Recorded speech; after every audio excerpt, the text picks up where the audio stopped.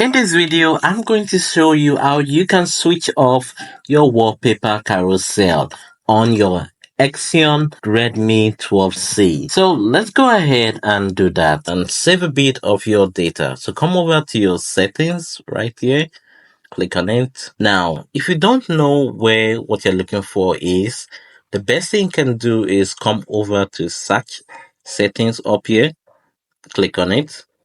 Then let's go ahead and type it there. So typed it, then now type in the carousel. Okay, so this is it up here. Click on it.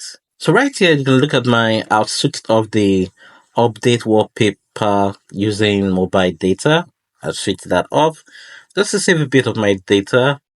Then if you want to switch it off completely, you can just come up here and just click on this. Now it's gonna ask you some little question like, would you like to add your own photos? You can click sure or no thanks. No thanks, and that is it. So that is how you can switch it off. Now just go back.